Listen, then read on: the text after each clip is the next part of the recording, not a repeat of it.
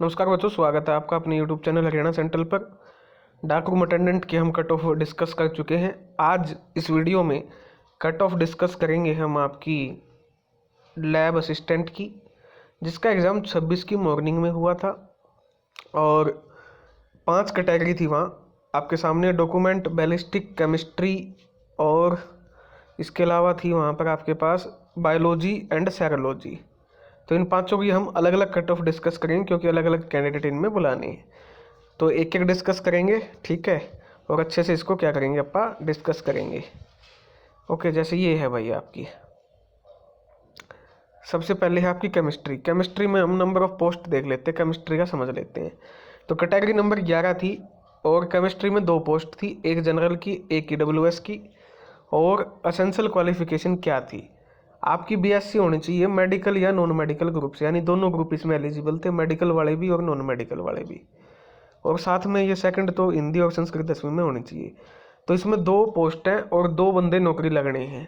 तो DV का तो इसमें कोई मुद्दा ही नहीं है। DV में तो चाहे 10 बंदों को बुला लो, चाहे 15 को, चाहे 40 को बुला लो, ठीक है। तो अब इसकी कट ऑफ को हम क्या करते हैं, डिस्कस करते हैं। ये देखिए आप, ये आपकी केमिस्ट्री की है। अब सबसे पहले किसी भी कट ऑफ को डिसाइड करने के 3 फैक्टर होते हैं।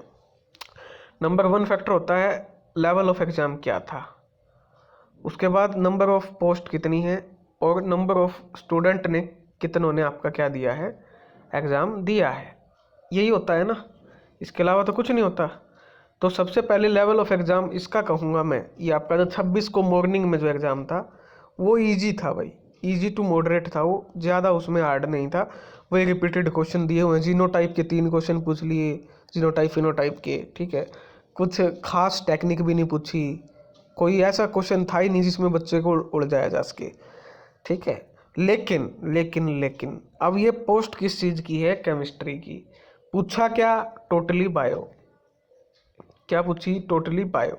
अब जो केमिस्ट्री का बच्चा है वो ही बता पाएगा या कमेंट सेक्शन के माध्यम से क्या एक्चुअली में केमिस्ट्री थी, उसमें एक भी क्वेश्चन था केमिस्ट्री का। आप इस बात से सोच सकते हो, एक भी क्वेश्चन केमिस्ट्री का नहीं था उस पेपर में। था या नहीं था? कॉमन पेपर था, केमिस्ट्री का तो होना चाहिए था, लेकिन सिंगल क्वेश्चन आपका क्या नहीं था, केमिस्ट्री का नहीं था। तो केमिस्ट्री के जो बच्चे हैं, अब उनसे क्या की जा सकती है, ऐसा अंदाज़ा लगाया जा सकता है कि जो वो है उनके क्वेश्चन कम ठीक हुए होंगे। हालांकि कोई, अब एक बात बताओ यार, ये तो केमिस्ट्री का है चाहे बायो का है, क्या जीनोटाइप का नहीं पता, जेनेटिक कंस्टिट्यूशन, फिनोटाइप का नहीं पता, फिजिकल अपीयरेंस? तो ये बच्चा भी अगर केमिस्ट्री का क्वेश्चन गलत करके आएगा तो भाई फिर तो देख कुछ कह नहीं सकते। हाँ, ओवरऑल ऐसा था कि केमिस्ट्री के क्वेश्चन नहीं थे तो एक सेटबैक तो था बच्चों के लिए, ठीक है। अब इसमें हरियाणा का जो बच्चा है, जो आपकी हरियाणा की तैयारी करता है, उसने इसमें नंबर खर्चे होंगे किसमें, हिंदी में, इंग्लिश में, कंप्यूटर में, मैथ में और हरियाणा जीके में और नेशनल जीके में। 50-55 नंबर तो वो 50-60 में से यहाँ पे वो कम से कम 60 क्वेश्चन में से इनके थे 55 क्वेश्चन। 55-60 थे ना, 60 का लगा लो, हाँ 60 क्वेश्चन। 60 में से वो कम से कम यहाँ 50 खींच गया हुआ क्वेश्चन को, और उसके अलावा 40 क्वेश्चन बचते। 40 में से 20 एक उसको आते होंगे, 17 एक क्वेश्चन, और 4 एक 5 एक का तुक्का लगा होगा, 75 एक क्वेश्चन। अब किसी का ज़्यादा तुक्के लग गए होंगे तो वो कुछ कह नहीं सकते।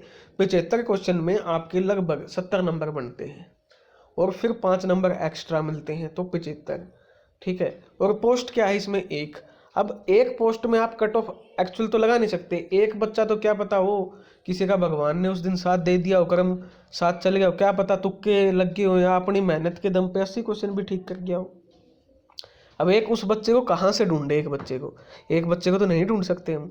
तो मेरे हिसाब से जनरल की 74 नंबर वाले का फाइनल है ये। फाइनल का मतलब DV की नहीं है, आपकी ज्वाइनिंग की है, क्योंकि जहाँ एक पोस्ट है वहाँ आपको DV में जाके करोगे क्या आप, ठीक है ना। तो वहाँ DV में जाने का कोई फ़ायदा नहीं है। तो यहाँ जिसके 74 नंबर हैं, या 74 प्लस इसलिए लिखा कि कोई किस्मत वाला अब है उसको ये नौकरी मिलेगी 74 प्लस से ऊपर वाले को। EWS में 72 प्लस वाले को, और एक एक इनमें दोनों में क्या थी, पोस्ट थी। अगर DV में कैंडिडेट आते हैं, अगर 5 गुना के हिसाब से बुलाते हैं तो 10 कैंडिडेट, अगर आपके उसके हिसाब से बुलाते हैं कि भाई वो एक रूल है CET में कि जब आपकी पोस्ट कम होती है तो हम 40 से 50 कैंडिडेट बुलाते हैं तीन से कम हो या दो से कम हो, उस हिसाब से बुलाएंगे तो 40 से 50 कैंडिडेट बुलाएंगे। लेकिन नौकरी तो एक को देनी है, तो एक बच्चा वो अगला 80 क्वेश्चन ठीक किए बैठा होगा तो उसको नौकरी मिल जाएगी। तो ये आपकी केमिस्ट्री की कट ऑफ है। ठीक है, कट ऑफ थोड़ी सी हाई क्यों गई, क्योंकि इसमें मेडिकल और नॉन मेडिकल दोनों वाले हैं। अब इसमें मेडिकल वाले को बेनिफिट होगा क्योंकि बायो के क्वेश्चन, काफ़ी सारे बायो के क्वेश्चन पूछे हुए थे। ठीक है, नंबर ऑफ कैंडिडेट ने कितने ने एग्जाम दिया था आपका, कितने थे आपके, 5 सेंटर थे और एक सेंटर पे 5 या 6 सेंटर थे, एक सेंटर पे 300 की कैपेसिटी थी। ठीक है, तो लगभग आपके 1500-1600 के बच्चों की कैपेसिटी, उनमें से एग्जाम कितने देने आए, 750 से 850। ठीक है, सबसे ज़्यादा इसी इसमें बच्चों ने एग्ज़ाम दिया सबसे ज़्यादा। ठीक है, कुछ सोर्सेज से मुझे पता चला है कि ये संख्या 1000 के आसपास भी है, लेकिन फिर भी मैं कम लेके चल गया हूँ क्योंकि कोई मैटर ही नहीं करती यहाँ, क्योंकि एक एक पोस्ट है।